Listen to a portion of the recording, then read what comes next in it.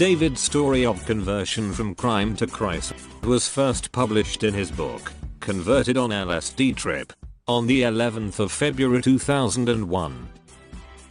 This was exactly 30 years to the day after it appeared as headline news on the Bucks Herald newspaper in Aylesbury.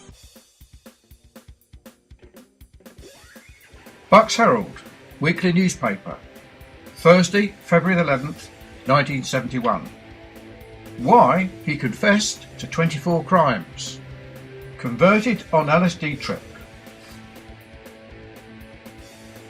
David Clarke had a 3-year career of undetected crime, experienced a Christian conversion while suffering from the effects of LSD, he told Aylesbury magistrates on Tuesday.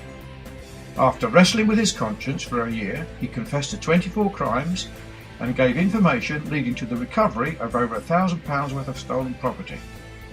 In court, he pleaded guilty on charges of stealing a £300 colour TV set from an old people's home, a £20 spray gun, a hydraulic jack, a road trailer. He asked for 21 other offences to be taken into consideration, including stealing a builder's shed, 2 cars, bicycle, electric arc welder, 2 other TV sets, 2 compressors and a road trailer.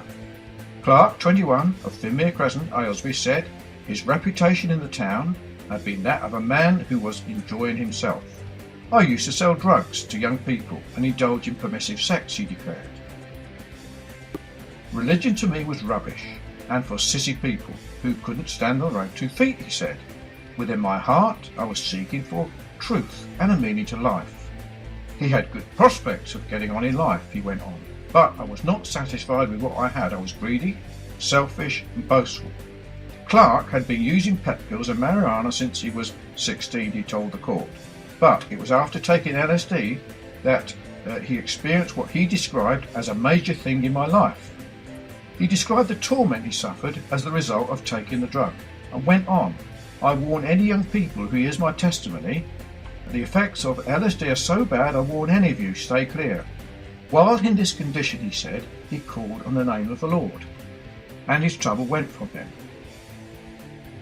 Jesus Christ spoke to me as loudly as I speak to you, saying, David, I'm with you, he said. You've been searching for a long time. What you've been going through is nothing compared to what hell is like.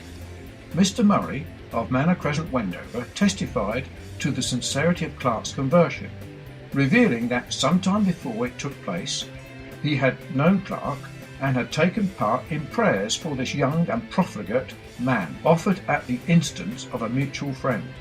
Mr. Murray said he was habitually sceptical of sudden conversions and preferred to put them to the test of time.